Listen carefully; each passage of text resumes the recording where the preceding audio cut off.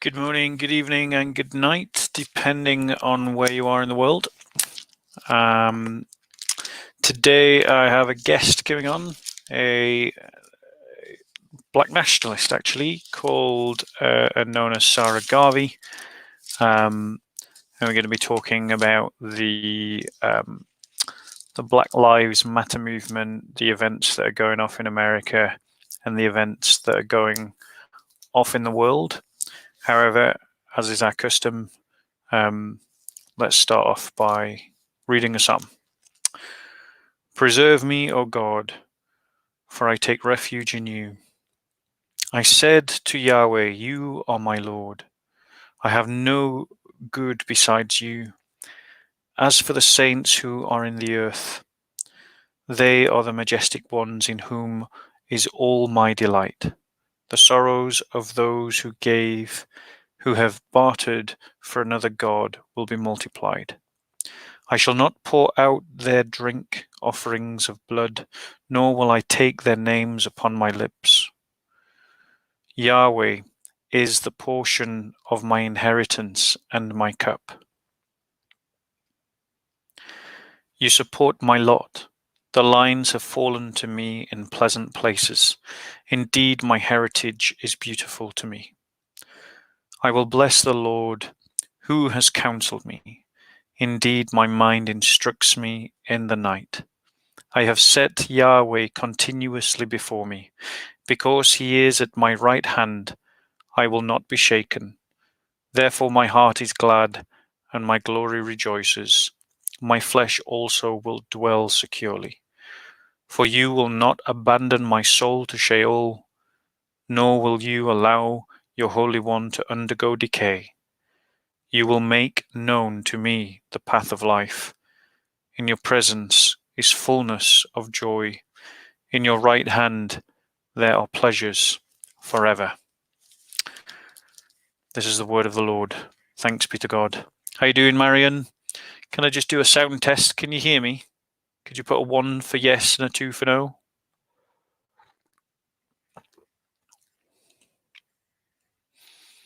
Can you hear me, Marion? Can anyone hear me? If you could just let me know in the chat.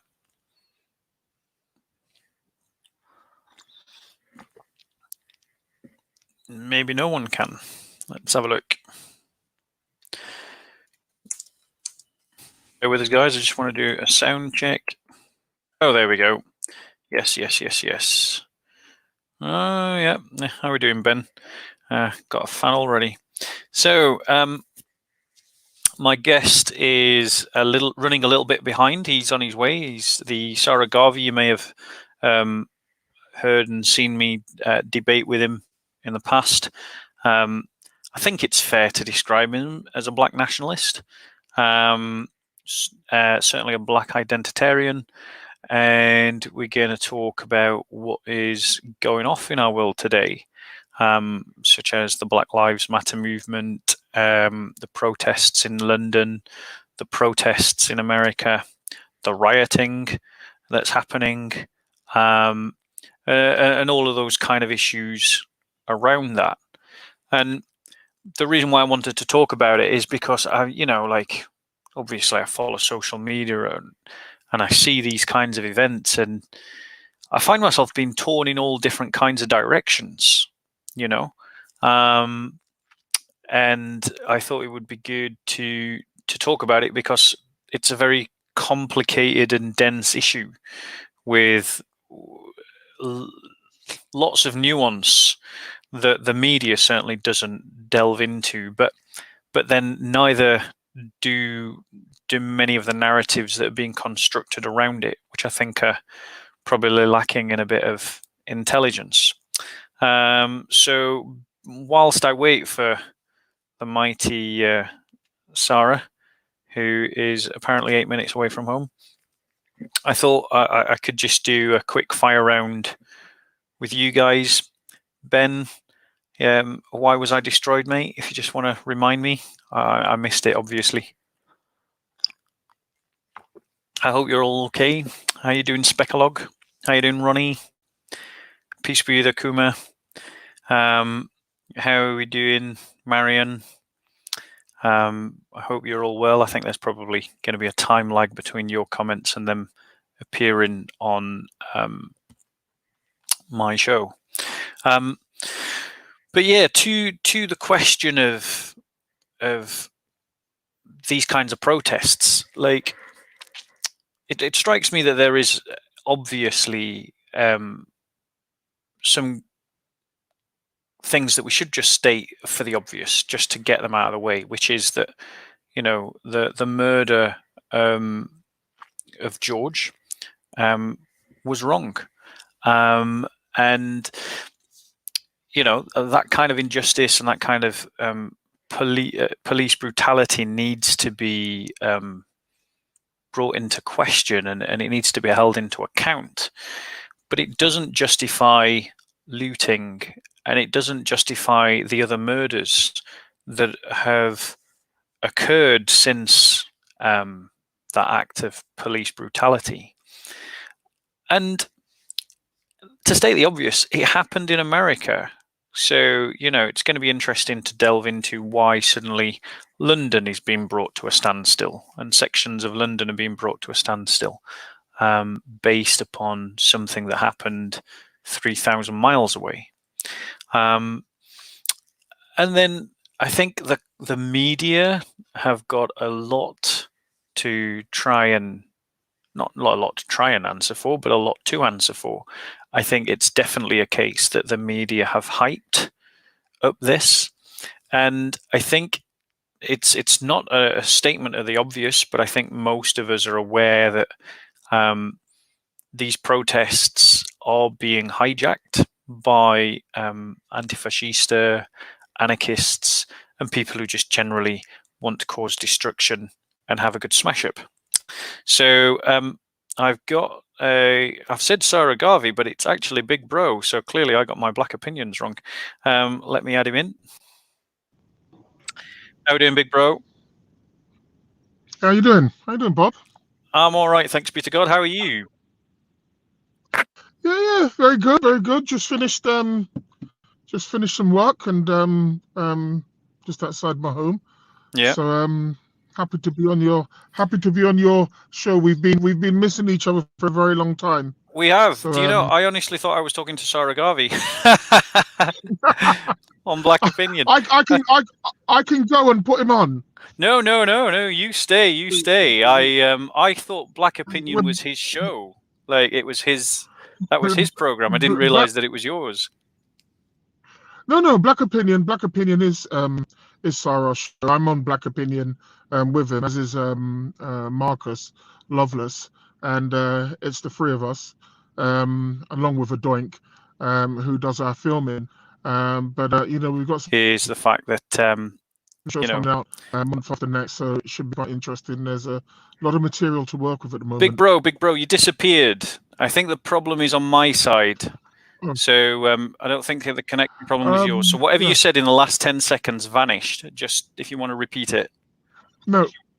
Yeah, I just said that you know, the Black Opinion is myself, Sarah, Marcus Loveless, and the doink who does the filming for us. But saying that we have a lot of product that's going to be coming out probably the month after next.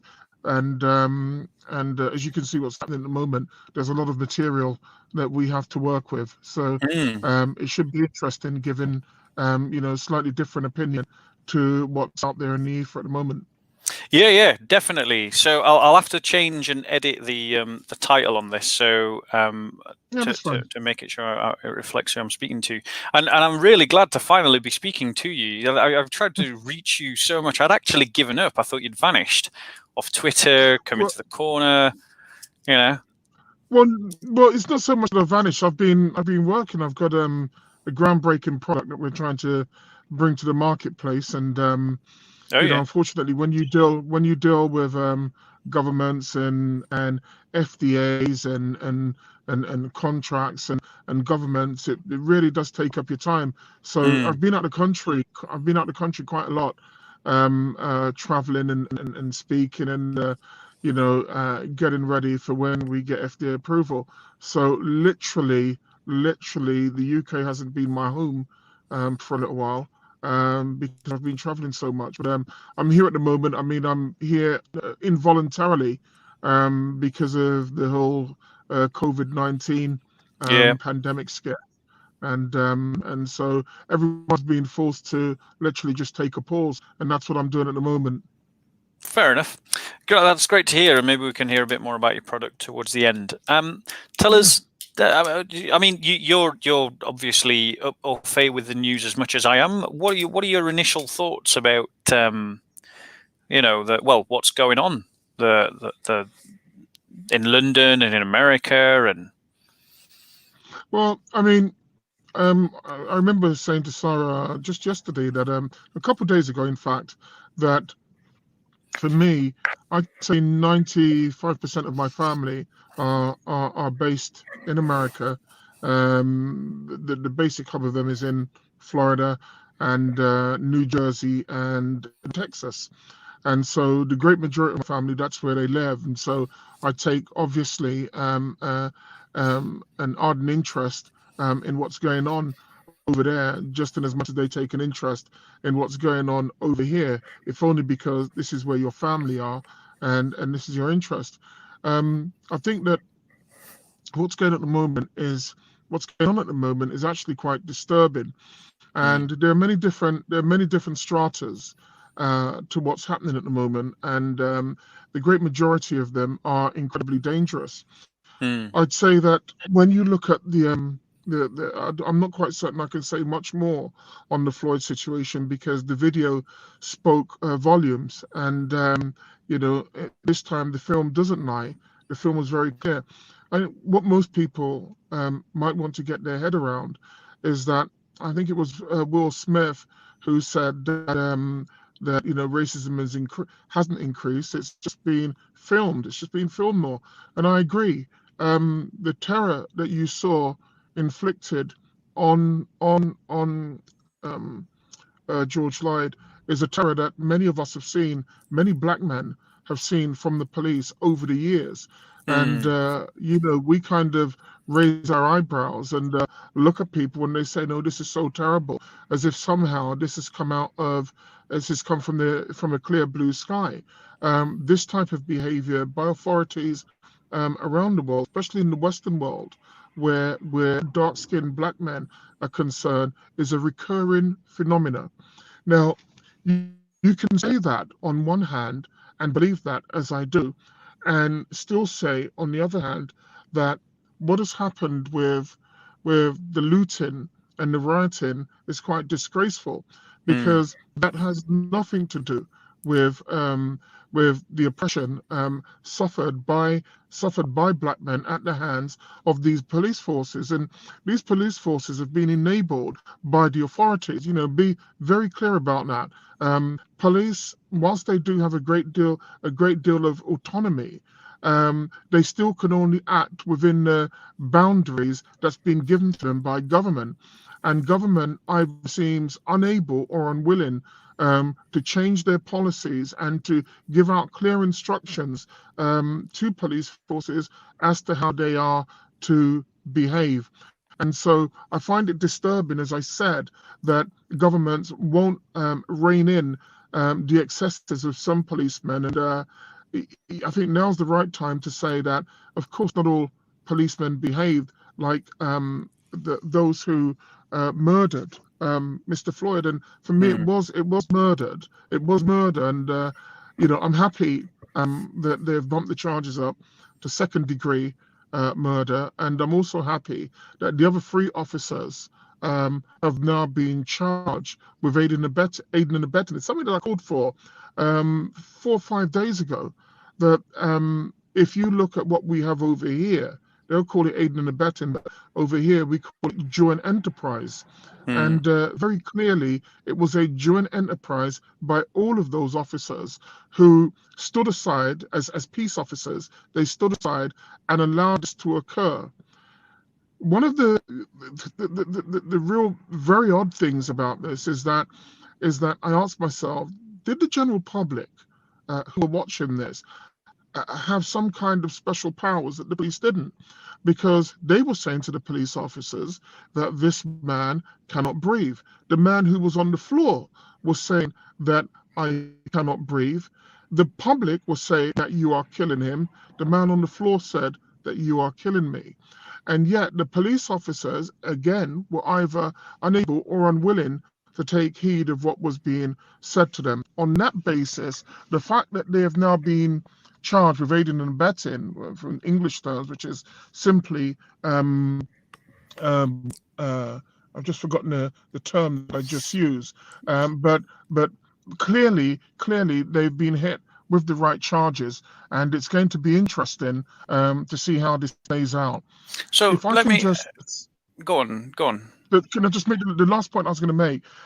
Perhaps sounding a note of pessimism, is this: if you look at all the empirical evidence regarding police brutality over the years, not just in America, but over here in France, a clear pattern emerges, irrespective of the weight of evidence that you have. Trying to inform people the likelihood is that these officers are going to be cleared. And you cannot tell me that this case is any more clearer than the Rodney King case, where 21 police officers were beating a dark-skinned black male with their truncheons, and they managed to walk off of those charges. I'm just saying what the evidence is, the empirical evidence, which is evidence of things in the past. And I'm saying that I do not hold out much hope that they will be found guilty. So, I mean, there's a lot there, big bro. And I've allowed you, obviously, I didn't want to interrupt your flow, but okay. I think the first thing, as I said before you came online, is to state the obvious. The video seems to be pretty clear. There was a crime committed. At the very least, because there's 3 types of charge for murder in America: first degree, second degree, and third degree. And it seems patently obvious that the officers were guilty of, at the very least, third degree murder, which is to carry out actions with disregard to the maintenance of life or the safety of life.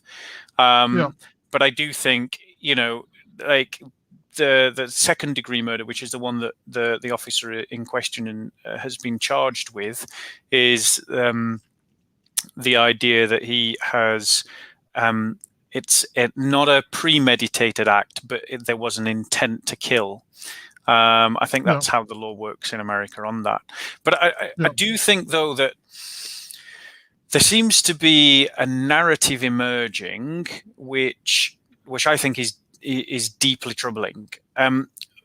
Firstly, there is definitely a problem in American police forces with the policing of the black community. We've seen too many examples of black men being killed through police brutality or through police incompetence. And I think that has a lot to say about how officers are trained in America that isn't to do with, well, maybe it is. I mean, maybe there is an element of training. I'm not sure how to word this. It's kind of like, it seems to me that there's definitely a problem in training, but I'm not sure if that's related to training to do with ethnicity or just more training about, don't kneel on someone's neck, as strange as that might seem.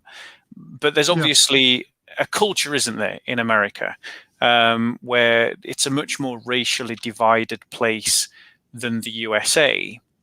But what I find really interesting, and I found it interesting even the way that you described it, was kind of like you described it as if all Western police forces, the UK, France, you mentioned France, Spain, Germany, Sweden, as if all police forces could be tarred with the same brush.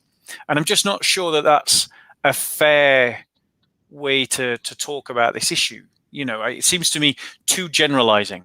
I mean, could we really compare the police in Stockholm, Sweden, or Oslo, Norway, to what happened in Minneapolis, USA?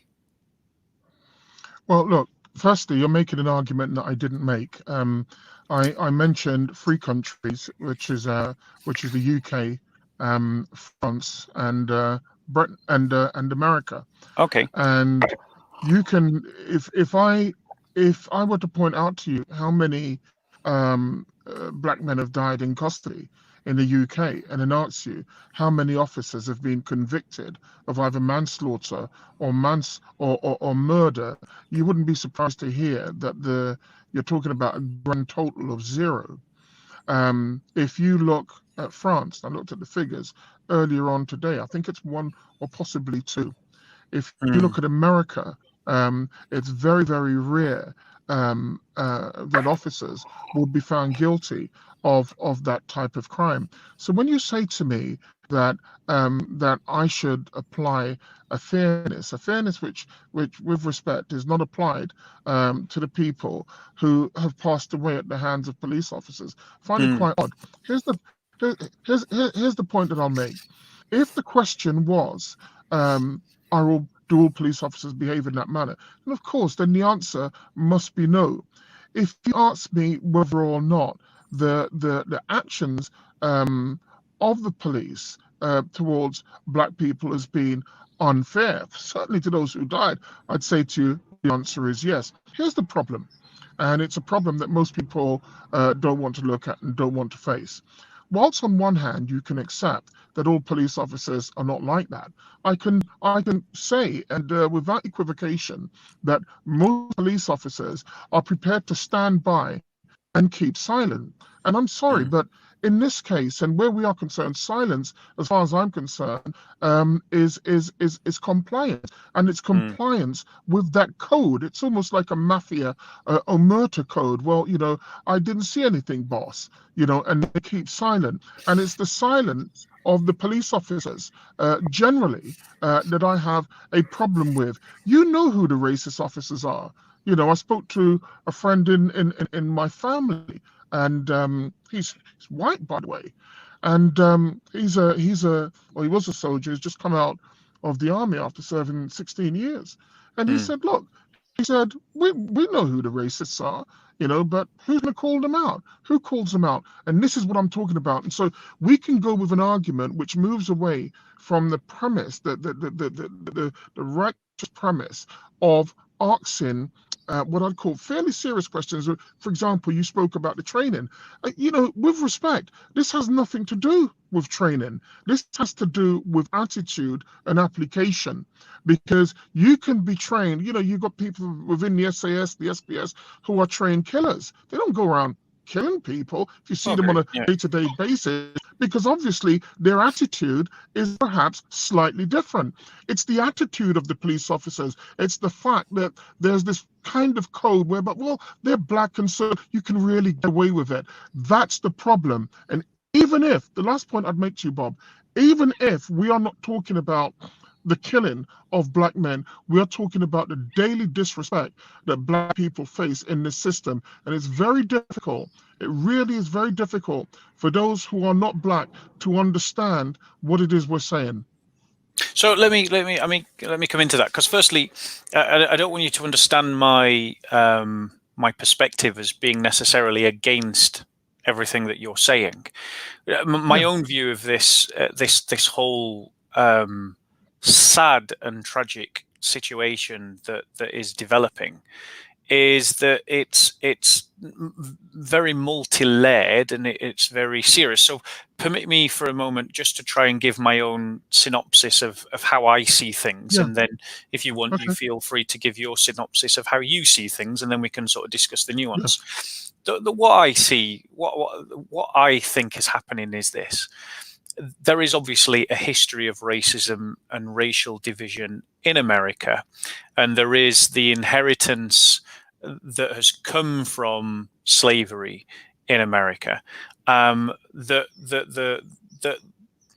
black folk in America have been on the march to bring themselves out of, and we can mark and tick off milestones along that road, such as, firstly, the ending of slavery itself.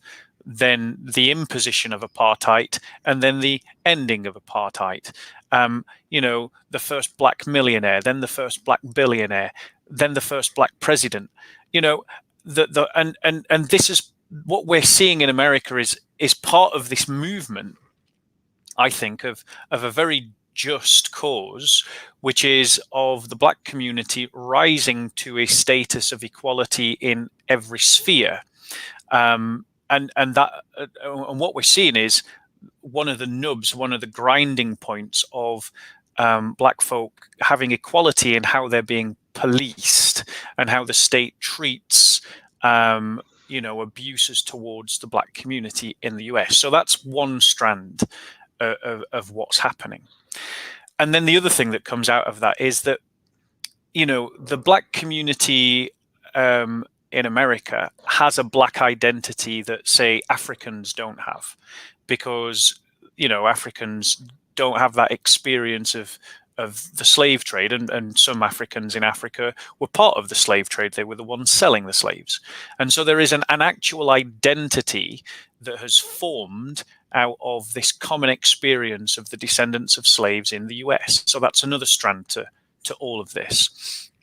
Another strand to all of this is how the media creates a narrative, and how that then is projected around the world, so that, for instance, we have in the UK now episodes and examples of where black folk have become angry with British policemen about a murder, chanting out things like Black Lives Matter to a British policeman based upon what has happened on the other side of the pond in the USA. And I think the media has sort of helped to cross-pollinate, a narrative of identity that people are tapping into.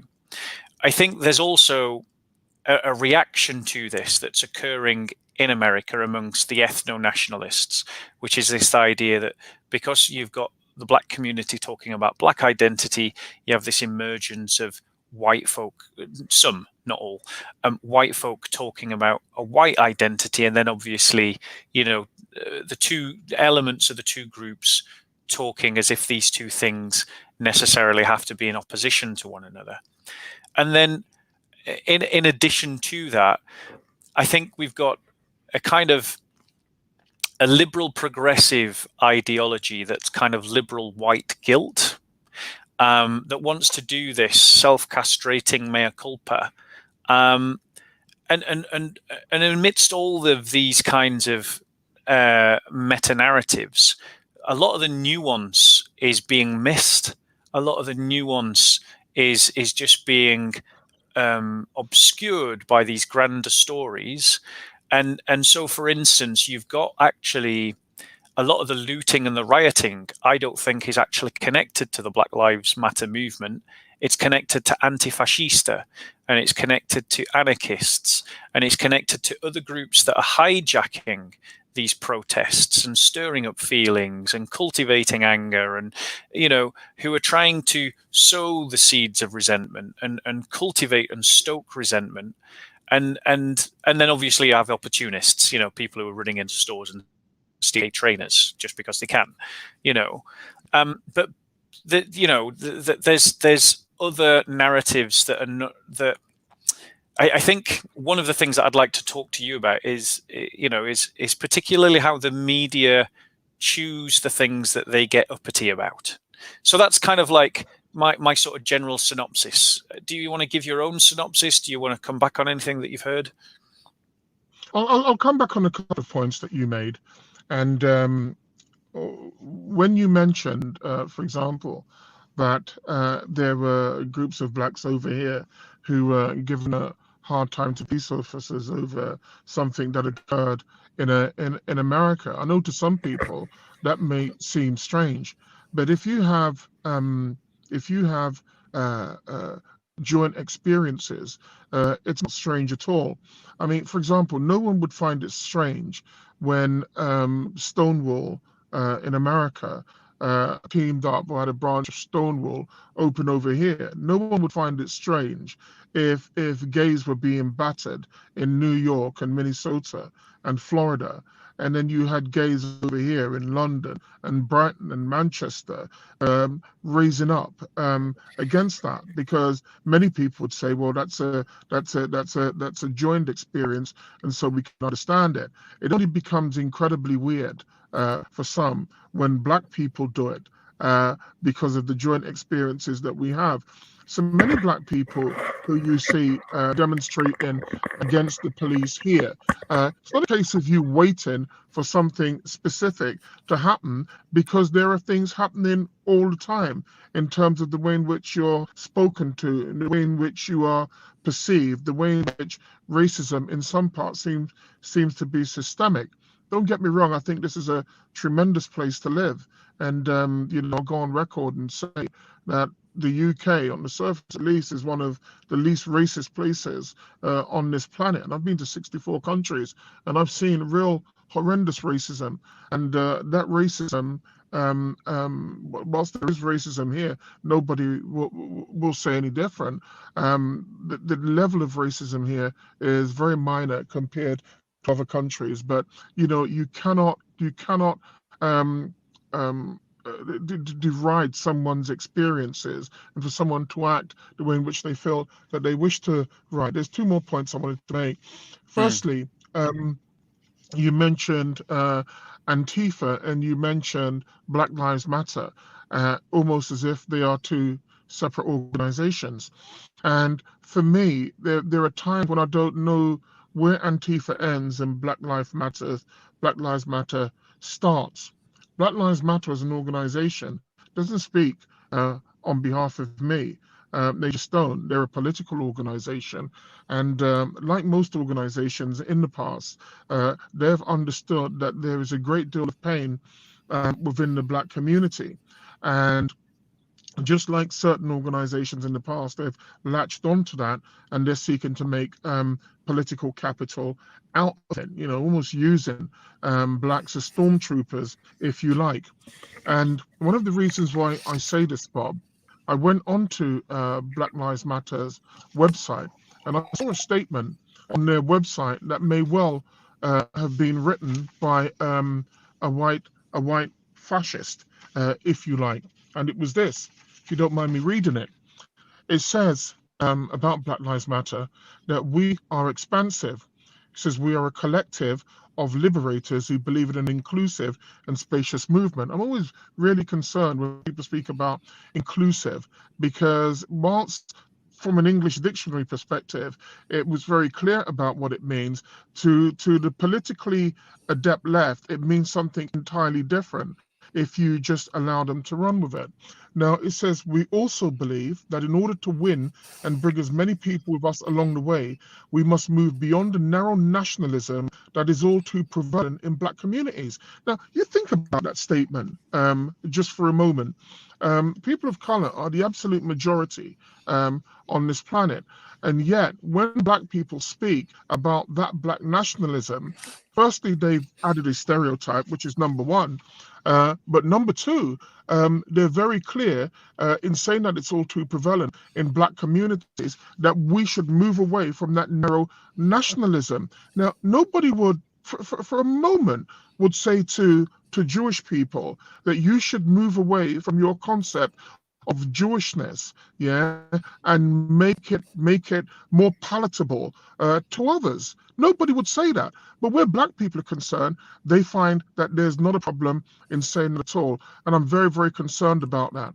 I think that the Antifa now speaks for themselves. It's not an organization that I believe that we should be associated with at all. It seems as if they're an extreme left-wing group hell-bent on destructions of the norms that we see in society. like Black Lives Matter.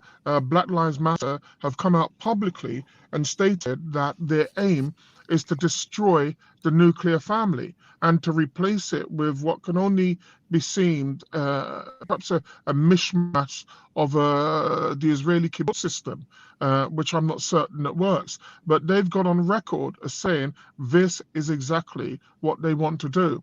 Is that for me? I'm not certain that is it. I'm not certain that it is. The last point, though, that I wanted to make with the points that you just made was regarding the media. Now, there's been an open war which has been going on since just before Donald Trump was elected, and Donald Trump is an enemy of the left-wing media and of the left-wing intelligentsia that believe that they have an absolute right to run the world. When I look at the media today, the media is not a reporting organization, not a news reporting organization anymore. They are a proper dispensing organization at the moment. And unfortunately, if you do not fit their criteria of that which they find positive, then you will be on the other side of it. What I find quite laughable is that just a couple of weeks ago, the press were telling us that, if one or two of us met in public, we would be deserving of a crucifixion, if you like. And yet 2 weeks later, they have no problem with people who are fighting, running battles on the street and looting because somehow they fit the narrative that the press wish to put out. And so, the press are not, for me, they are not friends of black people. They are not friends of they are not friends of the people that I know, that the people who I'm amongst. They're not friends of the Floyd family. They're not. They have hijacked the Floyd family for their own aims and objectives in America. And I think it's something that we should be very, very careful of. Personally, I don't watch the press. I don't read the press very much. And there's a reason why I don't, but we should be very, very careful of it because their agenda, and they have a clear agenda, should not be our agenda. I salute you, sir. I mean, I think I wasn't aware that they were so political in the sense of being like a political party or a movement that was beyond maybe just seeking police reform. I mean, the fact that you're telling me that they want to destroy the nuclear family, the Christian concept of the family, immediately puts them, if you'll forgive me, on my blacklist. It's kind of like it's something to oppose anything that would seek to destroy the normative of society and the basic building block of society, which is the family. Yes. And this is really what I want to do in this discussion, to be honest with you, Big Bro. I want to try and untangle this web of both just and unjust motives. I mean, no one in their right mind can argue with the fact that there is a pattern of discriminatory behavior that is suffered about by the black community in America. We've seen it too many times, and we anyone who's a student of history can also and appreciates history can appreciate the fact that obviously there's been socioeconomic problems, the socioeconomic and political problems that the black community in America are coming out of, and are still coming out of, and that journey in itself is worthy of a much more in detail conversation. But obviously, we have to recognize that things like Black Lives Matter are claiming to speak and to represent the black community when there are many black conservatives. And I'm guessing you might be a black conservative. Is that fair? No, I don't think that's fair. And no, that's fine. I'm going to take. Just one moment, though, Bob, because it can't just be answered with a single question. I always believe that classification leads to distortion, and one of the reasons why I'm very clear that I do not identify with any particular group. I have views I have views that some may consider conservative. I have some views that some may consider left wing. I am not one thing. Black people are not a monolithic group. No, that's And the my one thing I'd point. say before we continue is that Black Lives Matter does not speak for the Black community. Yeah, And and that's what I'm to trying give to. them respect, they made clear that they don't. In fact, I can tell you very quickly on their website, it Yeah. says that they're concerned with racial injustice, police brutality, criminal justice reform, black immigration, economic injustice, LGBTQIA and human rights, environmental injustice, access to healthcare, access to quality education, and voting rights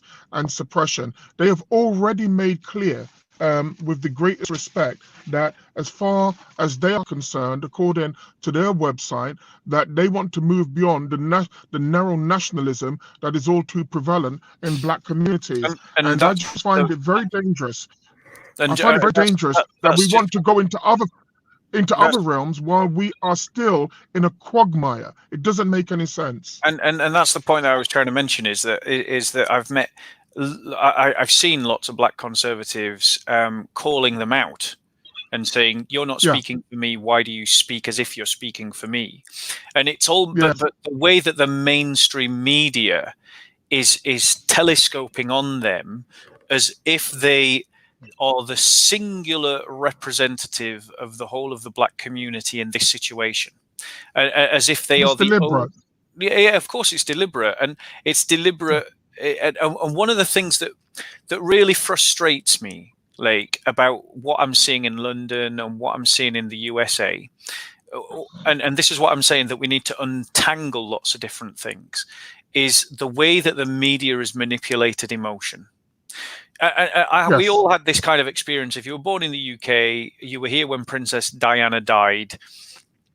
The mass hysteria that was created around her death, Yeah. and the way that Yeah. we were induced to mourn. And I was manipulated by that, and it wasn't until I was older that I realized how the media had affected me. But it's the way that the media is affecting now the black community across the Western world, to inducing these kinds of scenes that then create the news stories that then everybody tunes into. And it's almost like a self-feeding fire. It's kind of like we create this emotional response so that people react in a certain way, so that we get the kind of story that we want, and then people tune in, and then it becomes a downward cycle. But then you think, for instance, where is the media hype about the racism that's going off in the Arab world? Where's the media hype about the fact that you've still got black people being sold as slaves in the Islamic slave trade that's still going on 1400 years later? Where's the media hype about what's going off in South Kaduna State, Nigeria, where thousands of black Christians are being forced from their home by Boko Haram? When we talk about Black Lives Matter, why is there more fury about the unjust and criminal killing of George Floyd, but yet the same black community that is now so vibrantly standing up against that injustice is so silent against the gang crime that has taken more black lives in London than any police force in London? If you put the stats of how many black youths have lost their life in London compared to how many black people have died in police custody in London, where are the mass protests? Where's the standing against the gang culture? Do you know what I'm saying? It's kind of like, your thoughts? I was just saying, I think, with the greatest respect, that's a flawed logic, and I'll explain to you why. In the first instance, the George Floyd incident could have been any of us. I've been in situations whereby I've clashed with the police, whereby it would have been easy for me to have lost my life. It's something that I've experienced. It's something that family members have experienced, people that I know have experienced. I can get on the phone right now to America and speak to people who will tell you it's something that they have experienced. It's almost like first contact with that police force and how they're treated, and the fear that our parents had, fear of us coming into contact with these police officers. So it's a fear that's prevalent within our communities, and that's as it should be. I think that when you speak about crime within the community, of course, nobody says that's a great idea. It's not. It's something that we wish was reduced. However, to just expand on that just a little bit and give some kind of clarity, if you like, I would say that if you're looking at murder, for example, and just follow my logic just for a moment, Okay. the country with the highest amount of murders in the world at the moment is India. There is no country that has as much murders as India. India averages round about, I think it's around about 35,000 murders a year. Some may well argue, well, there's 1 billion Indians. And yes, I understand that. The country that comes in number 2, around about 992 murders, is the United States of America. The question that I would then ask, just to give some kind of clarity on this situation, is simply this. When you have such a high murder rate in India, the question I would ask is, who are murdering these Indians?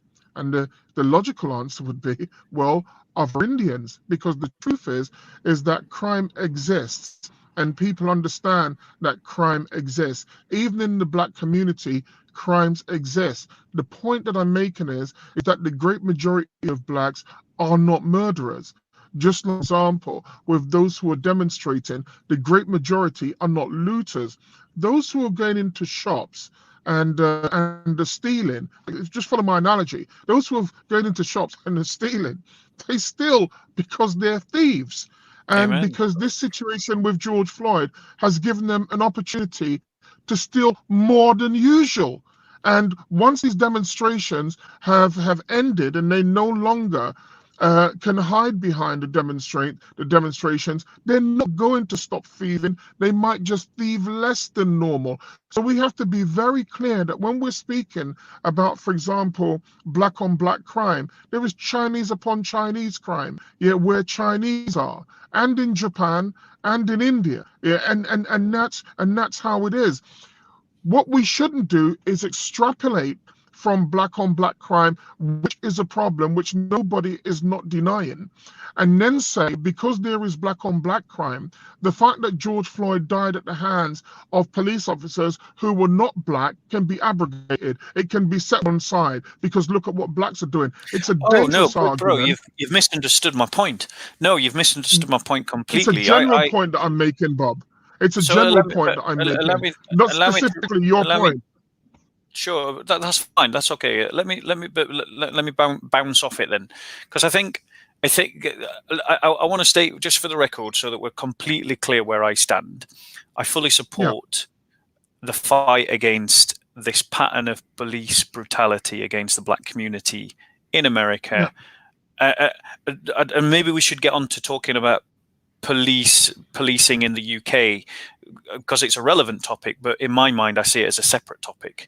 And we have referenced it, so at some point in this conversation we should definitely move on to it. So I'm completely in favor of the idea of the struggle for I'm trying to find the right words, but if I'll use the ones that I've got until I can think of better ones. The total emancipation of the black community in America, in the sense of that there is obviously this historical heritage that is slowly being overcome, and it is being overcome more and more and with increasing speed. But at the same time, we've got questions about, I've got questions about liberal progressive attitudes towards that whole agenda. For me, it's a simple matter of justice. So I'm not against standing up to police maltreatment, patterns of police discrimination, or anything like that. But what I'm trying to say is there are bigger problems faced by the black community particularly in the UK, there are bigger problems being faced by the black community than I would say policing. And maybe this is where we can start talking about policing and talking about, for instance, stop and search, because I know that's a particularly contentious issue. I think that we've got a situation where because of the breakdown of the family, which in my humble opinion is the biggest problem that every part of our society faces, whether they're white or black, but it expresses itself in different ways depending on the communities. So amongst white folk, there's huge amounts of addiction and drug abuse and alcoholism and, depression and loneliness connected to the breakdown of the family. And this is one of the ways that it expresses itself amongst white folk. Whereas the breakdown of the family, as an outsider looking in and as a general observer who's not an expert, it appears to me that gang culture is one of the ways that it has expressed itself amongst the black community. And that has then led to increased knife crimes and too many deaths of too many black youths in East London.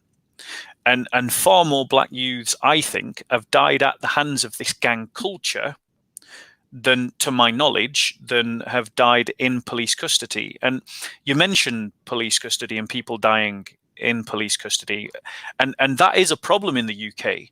I mean, the British police are by no means innocent. You're absolutely right to point out the fact that people are dying in police custody, when I can speak properly, and no one is being prosecuted for it. But I don't think we can extrapolate from that these deaths in British police custody have the same kind of heritage of racism and the same kind of race dialogue and structural problems that you have in the USA, because white people are dying in police custody as well, and people are still not being prosecuted for it. We know that the police have been politicized in the UK. And are abusing their powers to take away things like free speech and stuff. So there's definitely issues about policing in the UK. And on the issue of stop and search, it's kind of like we're damned if we do and we're damned if we don't. If we don't, then gangs get to carry knives with almost impunity and then people die, but then it obviously upsets a lot of black people because they're getting stopped and searched, and obviously the vast majority of them are not carrying knives. But then if they do, they obviously capture more people who's got knives and take more knives off the street, but then obviously more black people are feeling, well, I've just got stopped and searched today for no reason and I was just walking down the street kind of thing. And I think it's a really finely balanced issue of how the police win on side the fact that they are fighting against this gang culture, which represents a tiny minority, but they obviously, it is a genuine problem of gang culture and knife crime that's affecting black youth. Do you see what I'm saying? No, I don't see what you're saying, and I'm going to tell you what's dangerous in what you're saying. We're starting the conversation. We were speaking about George Floyd. Yep. And we're speaking about George Floyd, a man who hadn't broken any laws whatsoever. In fact, we now know that when they were speaking about the passing of a $20 bill, we now also know that was false and that wasn't the case at all. We've seen how an innocent man, and he was an innocent man, can lose his hands at the hands of the police force. And we've seen how this has affected people literally around the world because they understand what it is to come up against the forces of oppression, or those who project themselves as forces of oppression. We've now moved from that, and as if somehow it's connected with knife crime and violence, which is a completely separate issue. And I have a huge problem with that. Let me just say to you, let me just move on from that, since I've just made that point. In the first instance, Bob, it looks as if, or it seems as if, the problem is a police problem, and it's not. It's not. It's a side issue. The first problem that we have is a governmental problem, because it's the government that issues instructions to the police. It's the government that, on a real base level, pays the police, that directs the police. The police can have suggestions, of course, yeah, but it's the Home Office under the patronage of the Prime Minister who runs the police force, and it's the government who should be issuing edicts to the police. And what we are left with at the moment, we are not going after the government, we are going after the police, as if the police are an autonomous governmental department that runs off of their own steam. And that's not what happens at all. It's the same situation that exists in America. Why are the government not reining in the activities of the police? Is it because, or could it be because, they are happy with what the police are doing? They are happy with this divide and rule tactic. They are happy that our eyes are not really on them. Because you see, what happens, Bob, is that when you start looking at the wider issue, and you say, well, it's not the police in the first instance, it's the government. Well, why would the government want us involved in internecine warfare with the police? What is it they don't want us to see? Could it be, I'm not certain, could it be the fact that last year in this country, we paid 54 billion as a country in interest to the banking industry for borrowed monies? Before we spent a single penny on infrastructure, we spent 54 billion to pay bankers and to pay the city for literally creating money out of thin air. I don't know. I'm just very much concerned when we are concentrating on the police, when our focus should be entirely on the government that controls the police. So let me respond to that, because I just want to remind you of how I made that link to knife crime, because it was connected to the fact that, and I think you agree, that the media plays a role in inducing the intense feelings that we're seeing in the USA and in the UK. Some of which, and a lot of which, is justified, as I've stated, but some of it seems to me is media inducement. And the reason why I say some of it is media inducement, because for me, if people genuinely, and as I do genuinely, want to see that nobody dies, but obviously that includes black people, then you would look at what is taking people's lives, and the thing that takes the most lives is part of the biggest problem, and the gang culture that is a fruit of the breakdown of the family, that affects the whole of society but expresses itself in different ways, is a major problem to tackle. And until we refocus on creating strong families that can then counter gang culture, that will then help to reduce that effect that it is having.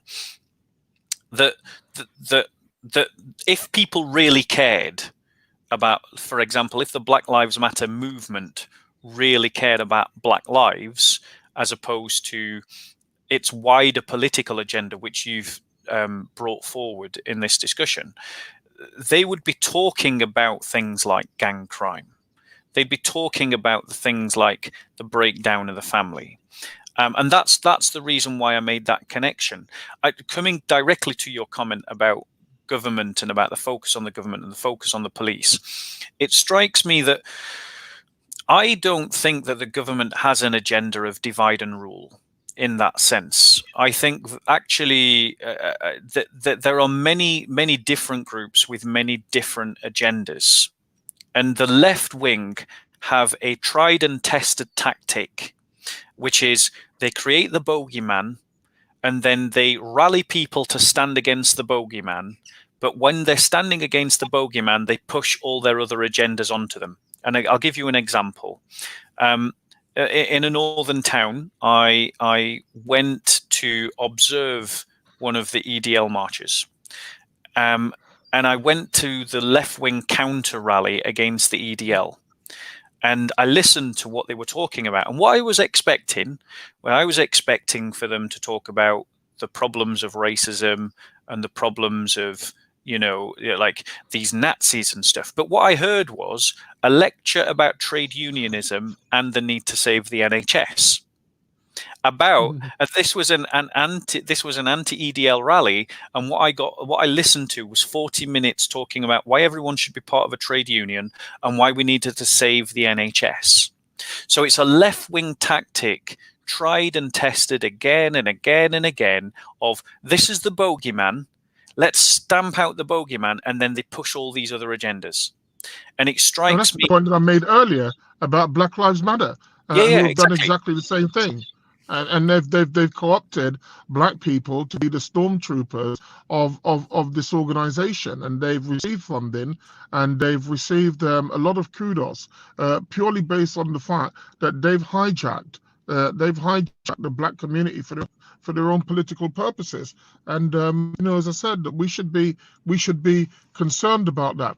Can I just say to you though, very, very quickly, that there's a point that I wanted to raise earlier on. You asked me, well, you must be a black conservative. And I said, no. I said that classification leads to distortion, and as such, I don't identify myself as anything. People can identify me if they wish. One of the problems with identifying people, I tend to find that white groups like Antifa and certain black groups, quote unquote black groups like Black Lives Matter, believe that black people should have a certain ideology. And if you don't have that certain ideology, somehow that takes away from your inherent blackness.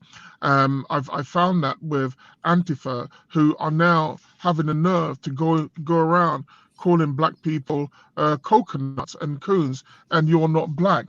But even in general politics in this world, when you can have, for example, a man who is running for president of the United States, Joe Biden, can say to DJ Charlemagne, well-known DJ and host in America, that you're not black. Yeah, if you don't vote for him, it shows you the absolute, for me, it's demagoguery. Yeah, if you like, because you can't have your own view, and if you do not have a view that chimes in with what they perceive you to be and what they expect you to be, then all of a sudden you can then be attacked, and then your color and your heritage can be snatched away from you because you are not acting the way in which they believe that you should act. And like, I'm a little bit fed up with it. So many black people I know who are fed up with white people who are like that, who want to tell you how you should be. You're not keeping it real if you don't act this way. You're not keeping it real if you don't act that way. We should be very, very careful of them, because many of them are here to peddle a real left-wing demagoguery, which has nothing whatsoever to do with us. I'm not interested in joining an organization that believes it's perfectly acceptable for a woman to be 9 months pregnant, and just before she has the baby, you want for her to be legally acceptable for her to abort that child or to kill that child. I don't want to be part of that organization. I do not want to be part of an organization that wants to tell me that their primary aim, or one of their primary aims, is the destruction of the nuclear family. Not when I come from a community where 73% of our children are being raised in single parent homes, and then you have the ancillary problems that follows from that, in terms of the suicides, the early sex, the suspension from schools, the contact with criminal justice system. Don't tell me that. Don't sell me that. I'm not interested. And if somehow that means that I'm not black according to you, then I'm prepared to accept that title. But I know amongst the black community that I'm in every single day, they understand that I am black, and they understand that my being black is also political, meaning that I want the best for black people. But the truth is, I want the best for everybody. earlier on, you spoke about the socio-economic factors that black people are facing every day. And Sarah Garvey makes clear, it's almost a mantra of his, that wherever black people are in the world, they are at the bottom of the socio-economic ladder. For people who believe in justice and fairness and equality, they would want black people to rise from that position, but also ask the question, how did we get there in the beginning? Is there something systemic? Is there something political? Yeah, as to why black people find themselves in that position. Why is it when you go to black countries, for example, you find that these black countries, whilst seemingly they are free, they are not? Why is it you can go to Jamaica and find that in Jamaica, 70 cents out of every dollar earned by the Jamaican government goes in debt repayment? Well, debt repayment to who? Because remember, if you do not have access to build infrastructure in your country and pay for doctors and nurses and roads and schools and hospitals and so on and so forth, and you leave these people to their own devices, it's all very well for you to sit down in your first world comfort and say, well, I'm surprised that there is violence there. We're surprised. But we saw just recently with COVID-19, when people didn't have access to toilet paper, they were fighting each other in supermarkets. And so if you want the best for humanity, you would want the best for all humanity. This is why racism doesn't exist in me. It doesn't exist in me, because I want the best for black people and white people, yeah, for poor people and people who are not so poor. I want the best for them all. It just seems that that feeling that I have is not being reciprocated sometimes, and the evidence lies in the condition of black people around the world. Don't tell me that they're lazy, because this is another a lie which is trotted out, you understand, by the undercover racists, because the city of London is filled with black people. The CPS is filled with black lawyers. You understand? Everywhere you look, black accountants, black doctors, black nurses. But for some reason, and I know what the reason is, and if you speak to them individually, they will tell you they fear the unification of black people, because they believe somehow that we will treat them the way in which they've treated us. And that's not the mind of black people at all. Not the black people I know. The black people that I know are filled with justice, filled with righteousness, filled with fairness. And the black people that I know have sat down, because most people can say, well, what about the rioters? That's got nothing to do with us. We're not thieves. Yeah, if the police see thieves, arrest the thieves. But you do not extrapolate from that and say, because those black people are thieves and those people are black, then there's that correlation that somehow we're connected. We're connected purely only on the basis of our color of our skin. We're not connected based on morality, on ethics, on decency. Yeah, so stop trying to put black people with the worst elements and then concentrating on those worst elements and saying, you dig yourself out of that hole. We're fed up of it. We're tired of it. I think one of the things that I would challenge you on there, Big Bro, is this idea, because I think one of the dangers is that it's almost like in your discussions with people we saw and stuff like that, you've kind of come up with a counter narrative that is equally false, which is this idea that which is this idea that, you know, there's them people up there in the higher echelons that fear that the black community might unite. In my experience, in traveling through this world and traveling through UK society, you're right to point out that there are black QCs, there are black journalists, there are black lawyers, there are black bankers, there are black, we've had members of cabinet who are black, and so there is, again, I think that the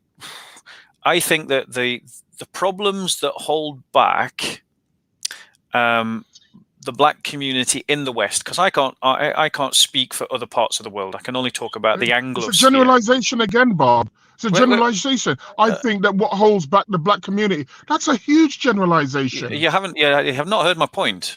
I'm Doesn't going matter. It's a huge I'm going off generalization. what this is what you said. Sarah Garvey said. Yes. That's what I'm talking about.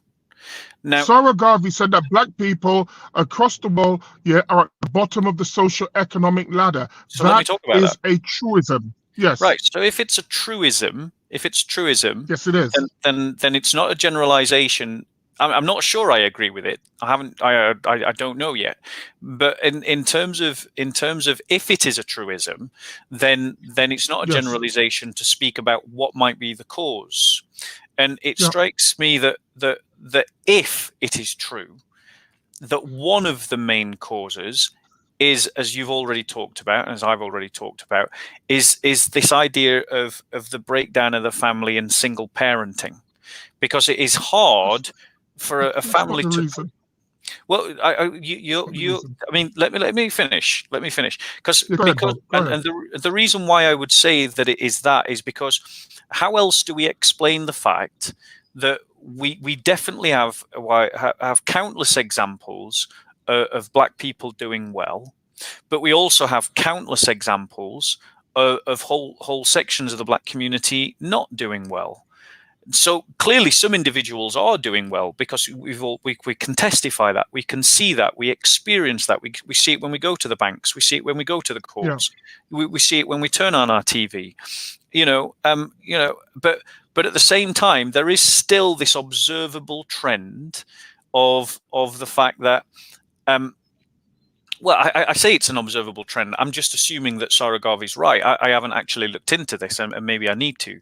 But let's just assume that he is right for the moment. For the sake of argument, let's take it that it is a given, that it is a statistical fact. Then the question is, why do some do better than others? And I think that the family is at the heart of that. I don't think you're right to say it's not. You can't generalize and say it's a general laziness or a general propensity to criminality or stuff like that. These are obviously You're missing the point, Bob. Go on. What do you think the point is? Bob. Genuinely, I can sense your genuine nature. This is why I'm speaking to you. But you are completely wrong on this point. Let me explain. It does not matter, if 50% of black people became professionals in this country overnight. That which we feel would still exist. Now, let me give you some anecdotal evidence, if you like. I had a dinner party around my house at Christmas, just after I came back overseas. There was myself, there was my missus. My missus works for a fairly large company, and she runs their Eastern European Emerging Markets division. It's a finance house. There were two doctors. There was a solicitor. There's a lady who was a solicitor. Her son was there, who was also a solicitor. And a couple of other my friends. One had a barber shop, and the other one has a ironmongery. It's 3 or 4 ironmongery shops. And I remember we were having dinner round at my house, and conversation came up, and we were speaking about, or they were speaking about, the difficulties that they have in their places of business. And a good friend of, you've probably seen him at the park with me once or twice, it's actually a doctor. And it was quite eye-opening what he said. He said that even as a doctor, I tend to keep my mouth shut, because if I don't keep my mouth shut, they have ways of marginalizing me within the NHS, and they can make my life, or put my life, in such a position that it becomes untenable and I'll have to leave. Why would you say that? It's because I've seen it and I know it and I understand the way in which it works. And it opened up a broader discussion about what black people feel within this system, even black people who are professionals. Now, look, if you're saying to me that the family is important, then you and I are on the same page. I agree with that. If you're saying to me that not only is the family important, but it's the way forward to cure a myriad of ills, I will also agree with that. But if we can leave the individuals and go to the general, for example, and we go to countries, and I look at countries which are incredibly wealthy, like Nigeria, and I see the problems that Nigeria has with infrastructure and everything else. And then people, talk about corruption. But if there is corruption, where does the money go? How is it these people get into power? Who is it that backs them? It's not Nigerians who back them. There are people outside of that system that back them. And people who do come up as revolutionary voices, if they do raise their heads, it's very, very easy for them to disappear. It's not just like Kwame Nkrumah. Yeah, it's not just revolutionary voices like a Malcolm X or a Marcus Garvey or so on and so forth. History has taught us that every time blacks raise their voices and have their voices to be heard, those people who are the enemies of black advancement seem to go into overdrive, and very quickly these people no longer exist. There is something far more assiduous going on that you're prepared to admit or you're prepared to take on, but it's not what you see. It's far more than that, Bob. Allow me to respond, because I think Big Bro, I think at a general point we both agree that there are injustices, both historical and current, that need to be dealt with, and we're in agreement on that. Though we may differ on how best to deal with those injustices. So I believe in the equality of opportunity, not the equality of outcome. If so long as everybody gets the fairest start in life, if you don't end up in a good position by the end of it, that's kind of down to you. And I don't think that we should strive for equal outcomes, just equal beginnings. And so, but I think that you're guilty of what C.S. Lewis, what you've just said, your immediately previous comment is guilty of, and this also applies to Sarah Garvey as well, is immediately guilty of what C.S. Lewis critiqued as historicism, which is this idea that we can have a singular interpretive key by which we can interpret history. Because to quote what you said whenever a black man raises his voice, or whether the black man raises his voice about black advancement, there's always people that will come forward and sort of stamp it out. But that strikes me as historicism. And the reason why I say that is because civilizations have always been in competition with one another, and it has worked out that the two civilizations that have done the best into a global scale is Arab Islamic civilization and European Christian civilization, for all kinds of good and bad reasons. But the black community, if they're ever looking for an example of black advancement, black civilization, and an example of something beautiful that I celebrate as a Christian, they only need to look at Ethiopia. They only need to look at the Ethiopian civilization, a civilization that at the same time that we were building grand cathedrals in Europe, they were building cathedrals out of mountains in Ethiopia. Bob, can I just say to you that you're going in a different direction for me. You mentioned historicism just now, but let me just say to you that historicism should always be accepted if there's empirical evidence to back it up. And there is innumerable references that I can call upon, which will say very clearly that what I pointed out about those who raise their voices up have been removed. It's not a glib statement. It's not a throwaway statement. This is a statement that can be backed up with empirical evidence. And, when we speak about writers, you speak about C.S. Lewis. There are many writers that I can refer you to. I can refer you, for example, to J.A. Rogers, which is a tremendous book. If many people can't palate J.A. Rogers, let's look at a recent book, The Color of Law, which is not written by a black man. Perhaps that's a book that most people should read. But I do remember that I do remember actually reading that book, and it reminded me of a phrase that James Baldwin said when he said that a writer is by definition a disturber of the peace, and he is right. Yeah, he is right. A lot of what I am saying, I am disturbing that comfortable peace that many people wish to go about their business in every day, and pretend as if they don't see what's in front of them. As I said, historicism, possibly, but if there's empirical evidence to back it up, then that should be accepted, and there is. And I think we can speak about that if you wish.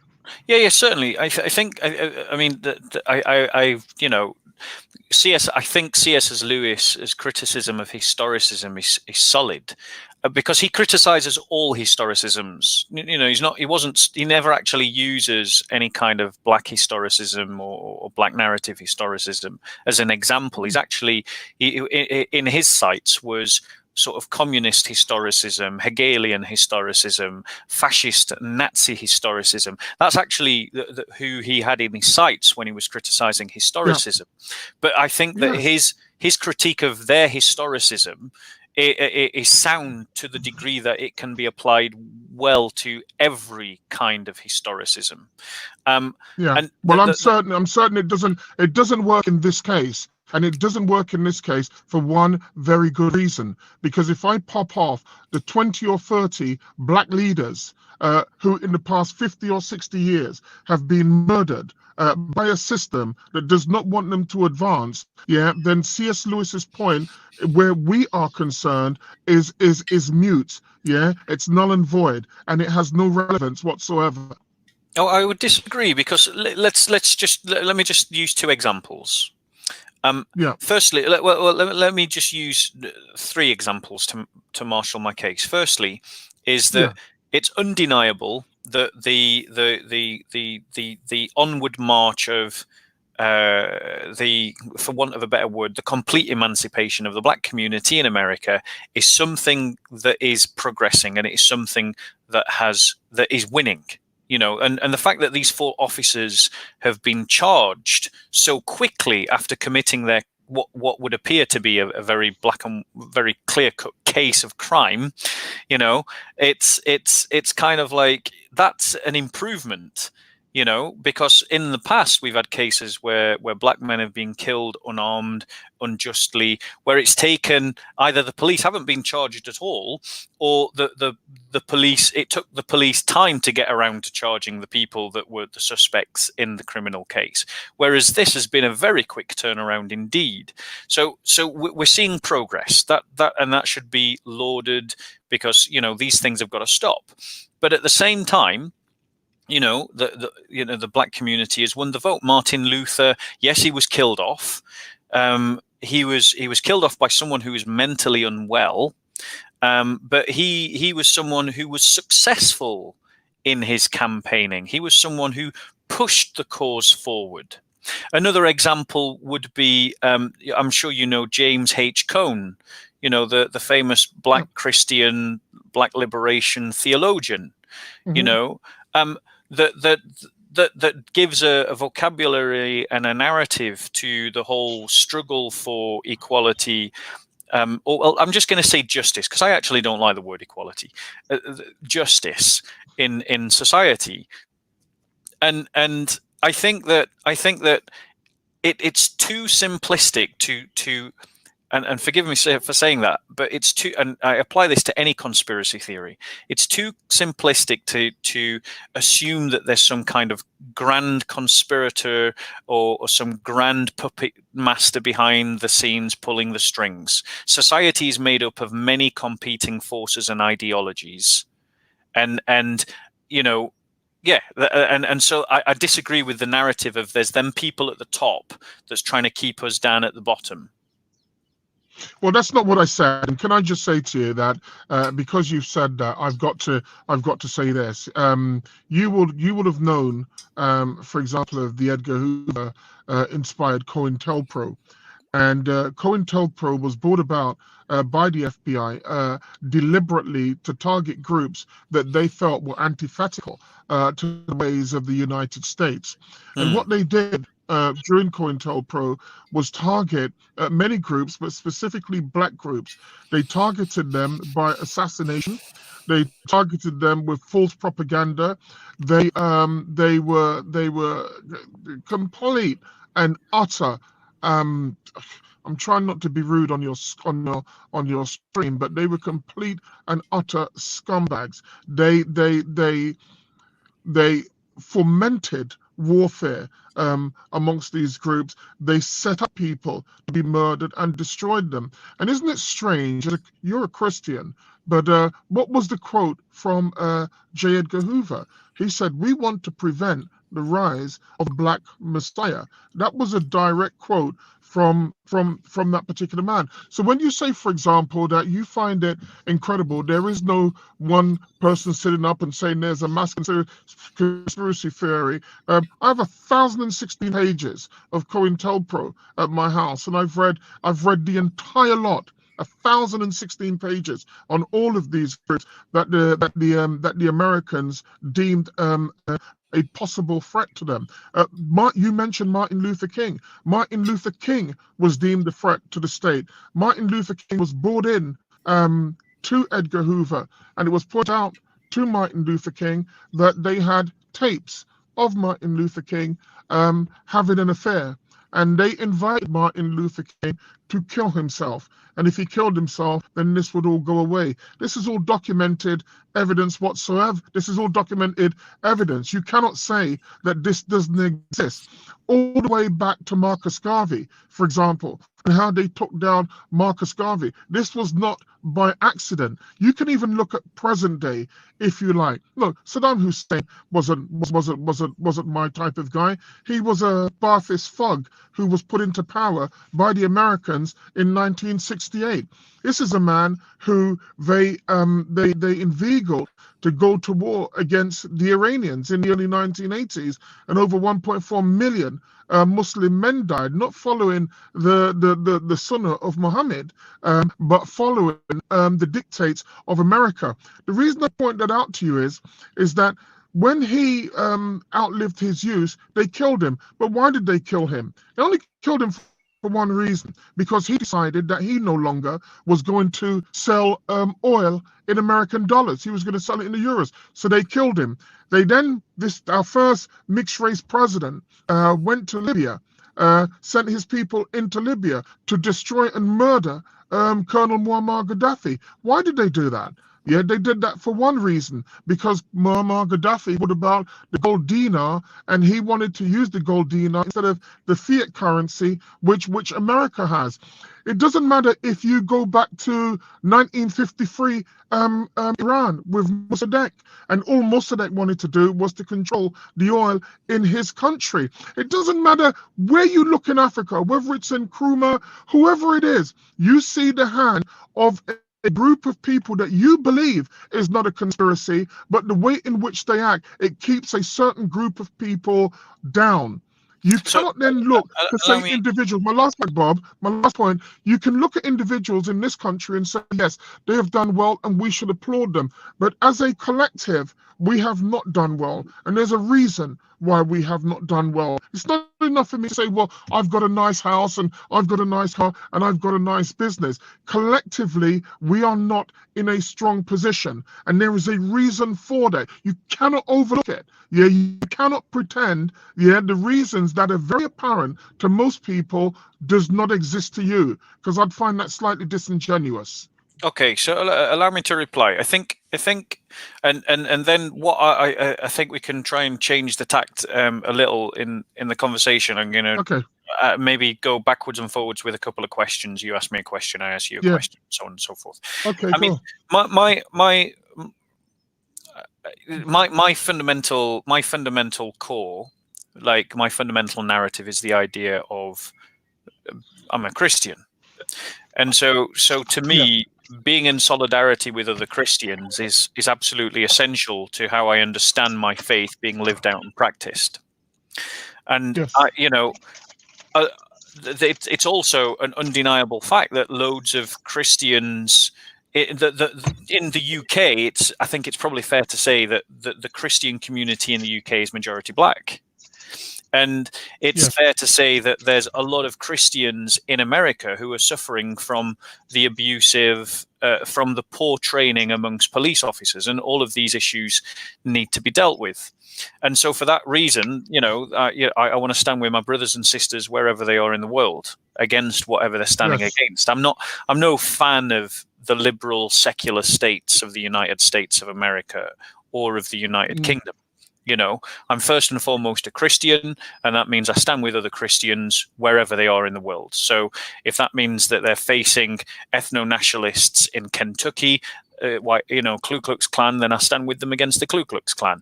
If they're fighting Islamists in Nigeria, then I stand with them as they fight against Islamists in Nigeria. If they're fighting communists in Korea, then I stand with them in their fight against communism in North Korea. And that's where I'm coming from. Yeah, my cause is the cause of every Christian, and I think that every Christian, it's kind of one for all and all for one kind of thing amongst the Christian community, and that cuts across ethnic divisions, it cuts across national divisions. But what I'm saying is that the historicism that I'm hearing from you, this idea that there is a deliberate movement by let's call it the government of the United States of America, because you haven't named I recognize that you've not named them, but whoever they are, until you identify them, I'm just going to call them the government of the United States, right? That doesn't line up to the facts, because you use the example of Africa, but the biggest influencer in Africa is China. China's tentacles are all over Africa. China does more trade, does more commerce, has more input into more parts of Africa than the United States does. It's only at the sort of cultural level, because of the English language, that you see the influence of the United States on the ground. And that's obviously a hangover from British colonialism.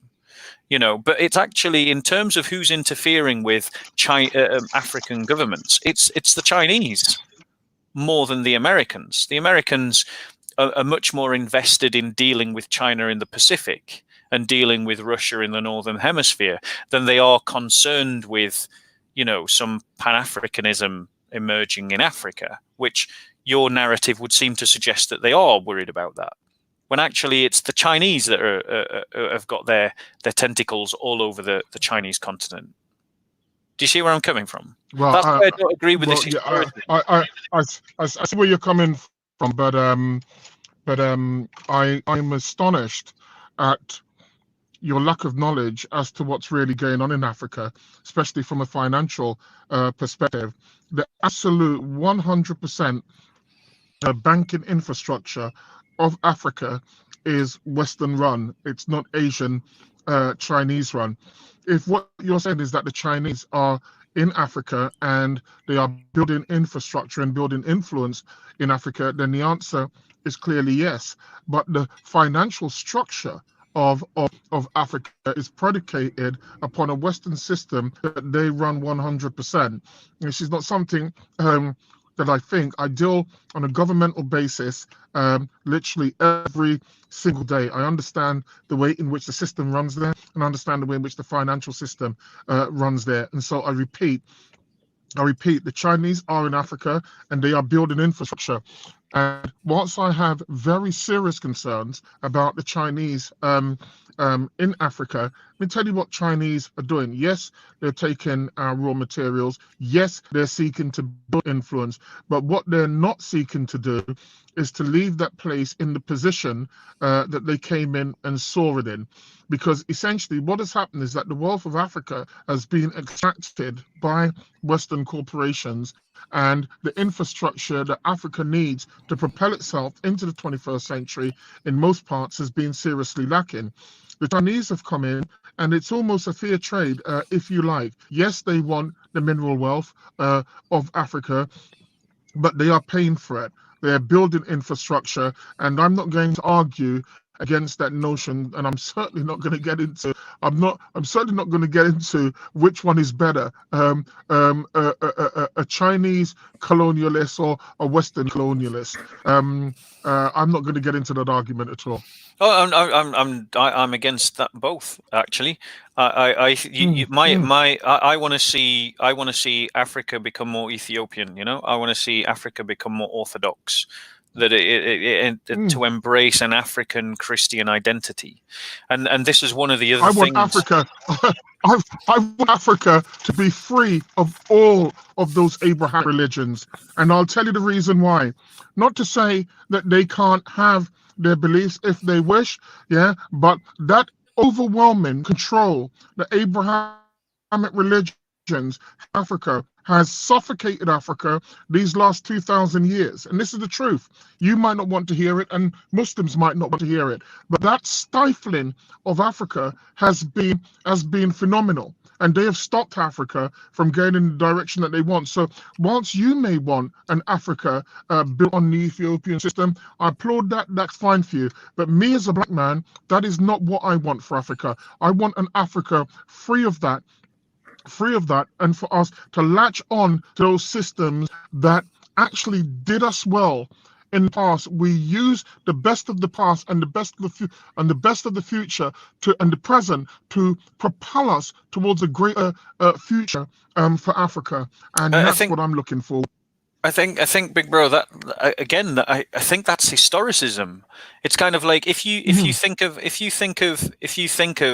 African history, and I'm by no means an expert. Which African history are you speaking about? Well, exactly. That's the point. That's what I was going to get onto. Is that it isn't a uniform thing by any means, and yet in modern times we're kind of doing in modern times to Africa what the British did to Indians when we colonized India. We told all the various different religions in India, well, you're Hindus. And we created this Hindu identity that never existed before colonialism. And in modern times, what we're seeing is this emergent new narrative of some pan-African identity as if it's one thing. And I would say to you, let me finish. No, let me finish, big bro.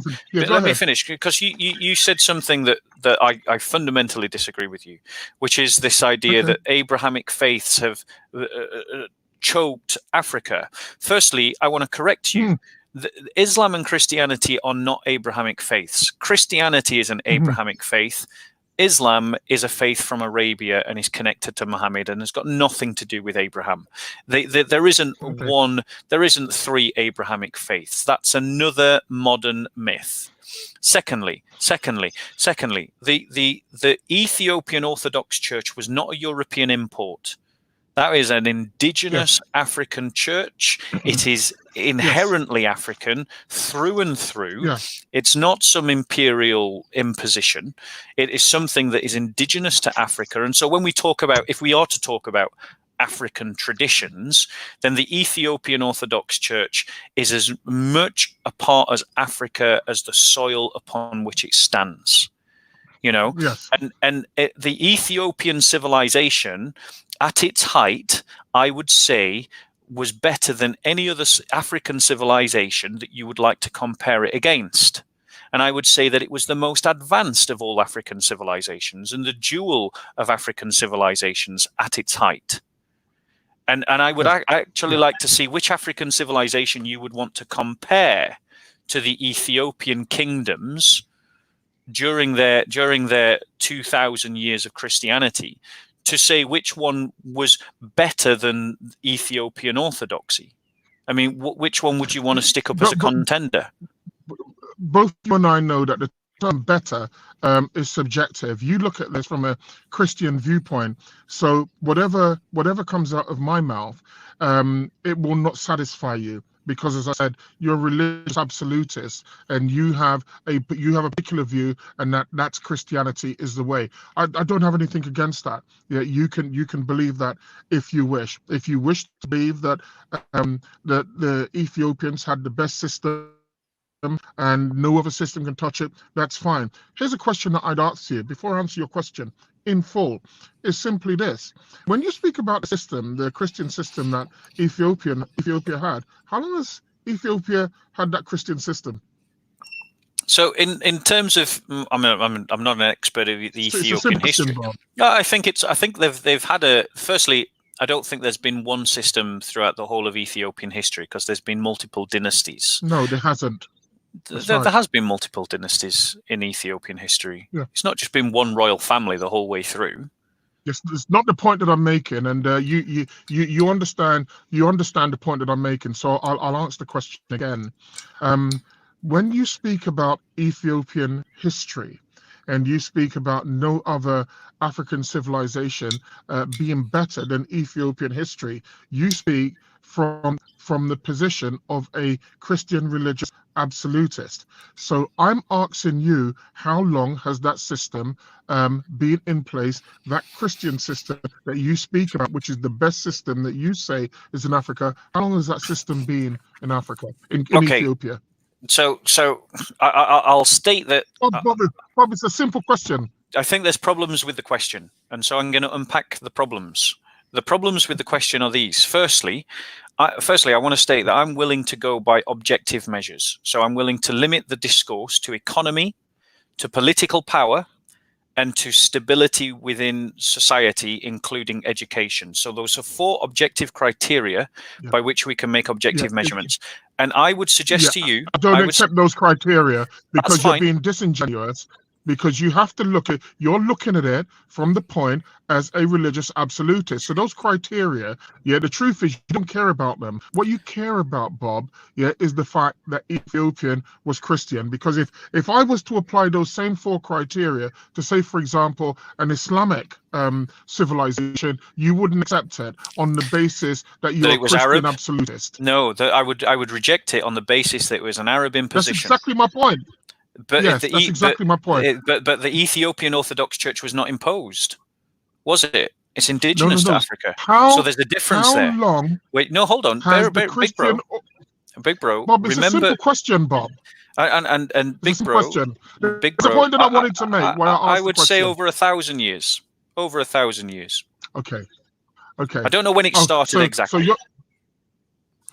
So you're saying it's been there 1,000 years. I would say over 1,000 years. You've studied all of African history that will tell you that is the best system Africa has ever had. I'm willing to back it. Is that your point? And I'm willing to back it. What other civilization are you putting up against it? This is what I'm prepared to say to you. Well, hold on. This is my challenge to you. I'm not going to deal with this now, but what I'd like to do, I'd like to come to you on Sunday, and we just have a complete live broadcast on African history and the histories that have been in Africa for thousands upon thousands upon thousands of years. And I also want to get into the belief systems. Also, I want to look at belief systems like Yemaya, Obatila, Chungo. I want to go through all of these systems with you, systems that I'm clear that you have never heard of. I'm quite clear that you have never heard of these systems, because for you to make a statement that, speaking about an Ethiopia system, which is a relatively new system, because that Orthodox system could only have come about as a result of Christ, of Jesus Christ. So you're only speaking up until that particular point where you say that's the best system ever seen in Africa. You are completely and utterly wrong at that point. Right. And you're a man you're a man that I have, you're a man, 1 minute, Bob, you're a man that I have I absolutely look up to. But you are wrong on this point. So Big Bro, my point was in response to, are you still there? You've vanished off my screen. Can you hear me, Big Bro? Let's give a minute for Big Bro to return. Big Bro, oh, he's gone. He might come back.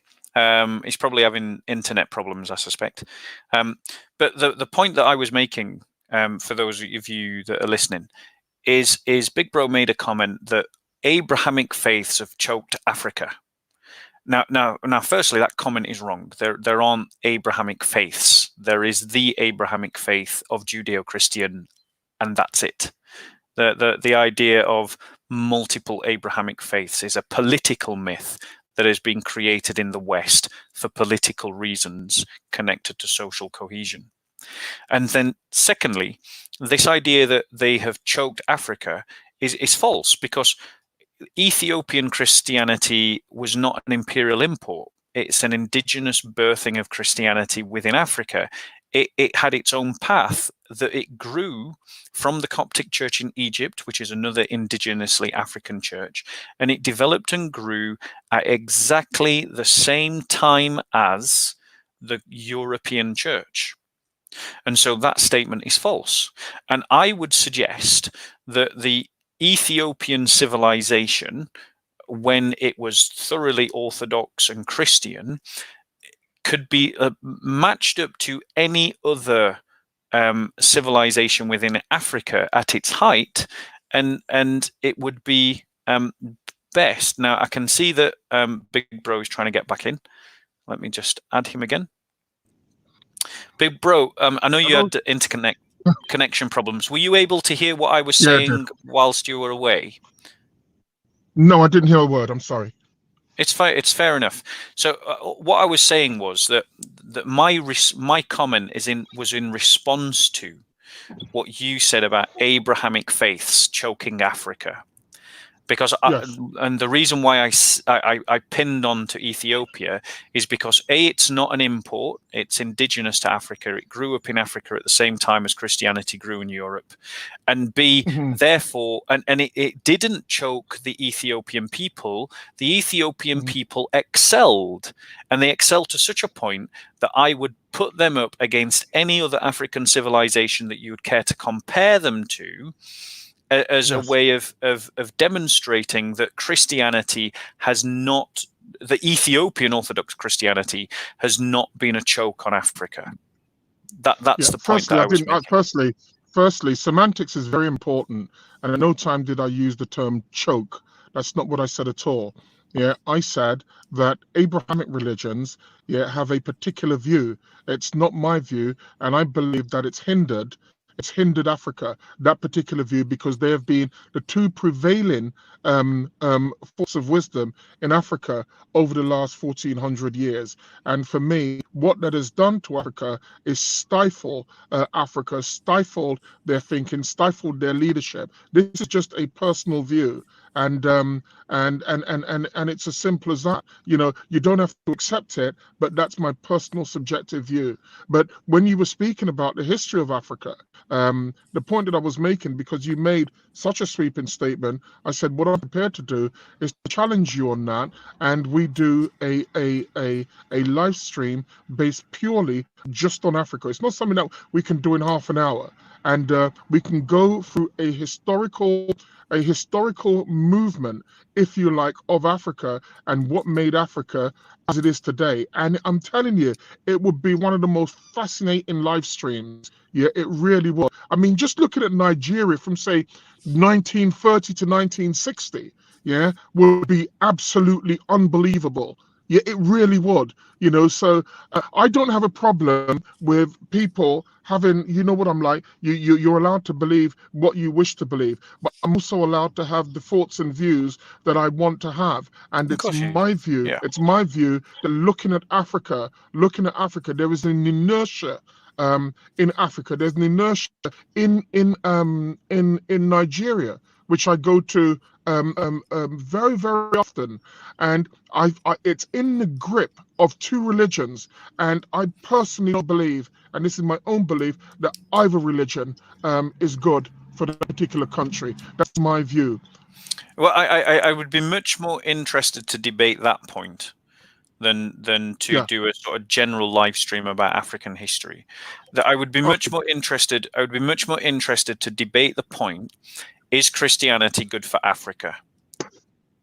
If you would be up for that. Look, let me. I'll fall on my sword just for a moment, and I will say this: given the choice, I would prefer a Christian Nigeria to a Muslim one, especially to the type of Islam that they have in the north. I mean, I would prefer the Christian version of Abraham than the other one. I know you mentioned, and I know you say that Abraham has nothing to do with Islamic religion, and that's your viewpoint.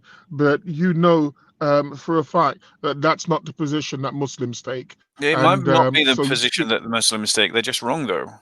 It's kind of like Islam is not an Abrahamic faith. They'll say that you're wrong also.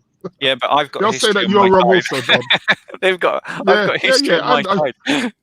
I've got historical facts on my side, but I think because obviously mine is, I talk about Christian topics and topics related to Christianity. Yes. I'm very determined to keep a certain kind of theme. So out of the two possible conversations that could emerge from today, one being a sort of scope of African history and so on, and the other one looking at the thesis that Christianity, forgetting Islam for the moment, just focusing, because I know you mentioned both, but just focusing on Christianity, that Christianity is bad for Africa. I'd much more be interested to have that discussion with you about, is Christianity bad for Africa?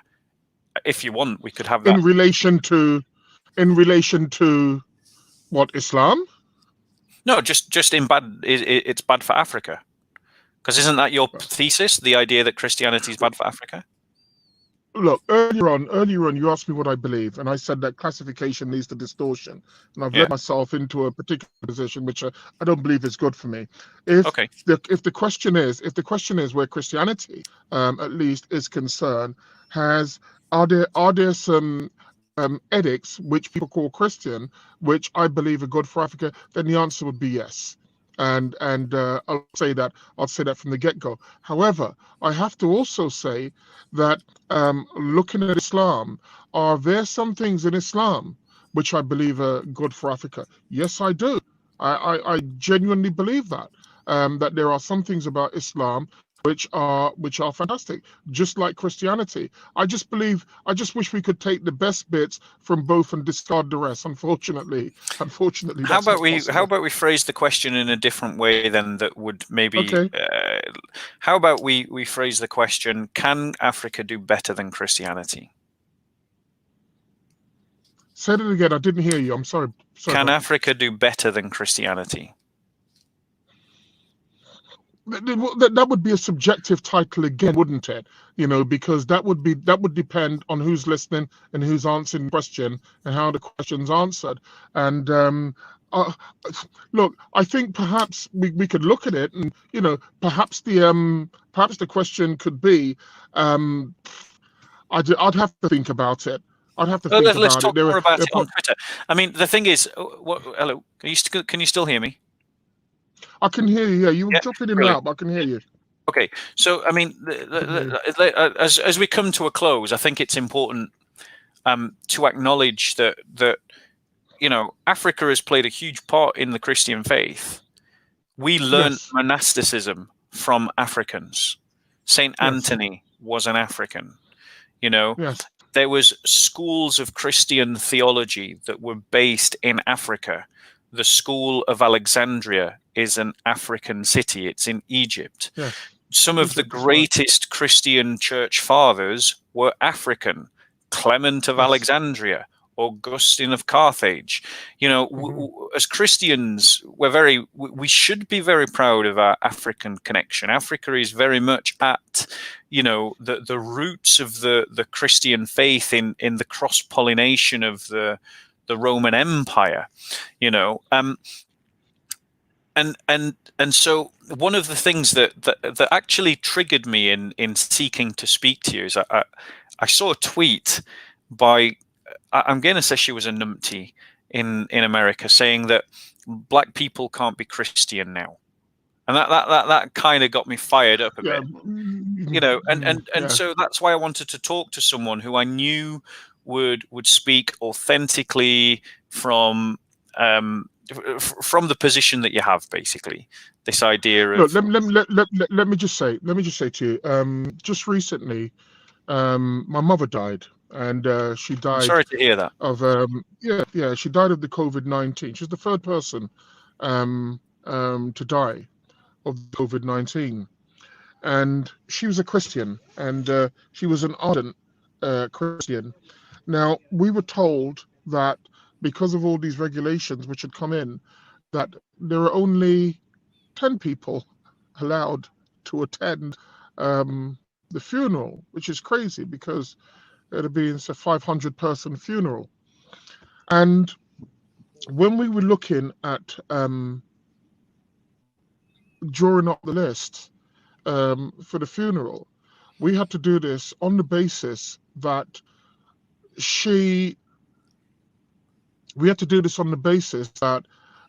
there were only going to be 10 people, on the basis that all the churches were closed and that you could only have a service at the graveside.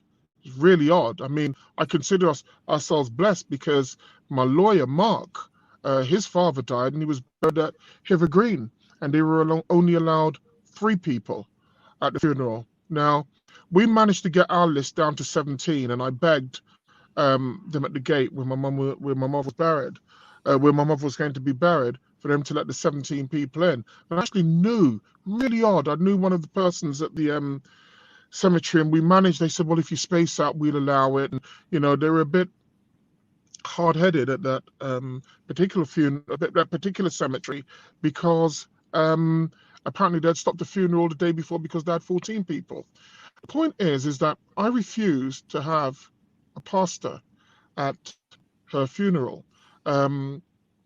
because I felt that I understood that religion better than that pastor would. And I also understood my mother. I knew my mother, she gave birth to me. I lived with her for many years, and I knew what her belief is. I knew what her faith was. And I took my service myself, and I held true to what she wanted because I had a respect for my mother and for the faith that she had. The reason why I pointed it out to you is that when someone says or sends a tweet that black people can forget Christianity now, I'm always very careful about letting go of one thing and then asking, what are you going to hold on to?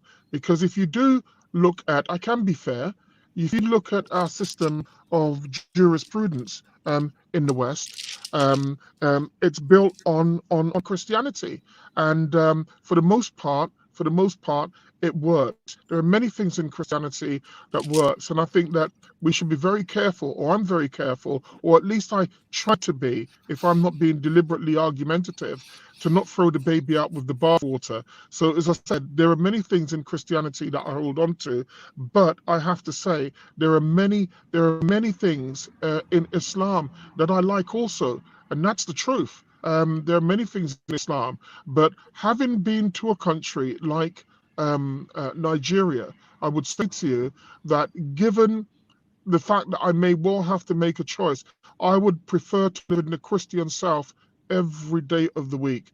There is a love and consideration from the Christians that I met in southern Nigeria. That is very, very, you couldn't replicate that in the north because they have a different concept of what love is.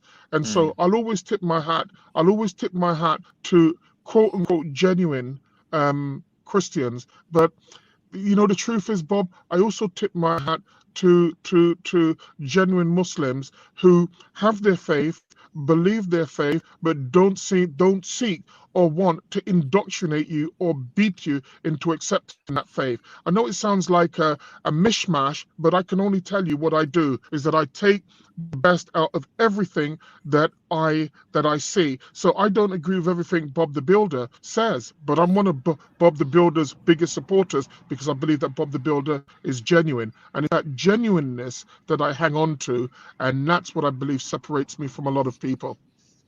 Thank you for that, big bro, and my deepest sympathies to your loss, bro. I didn't actually realize that had all happened.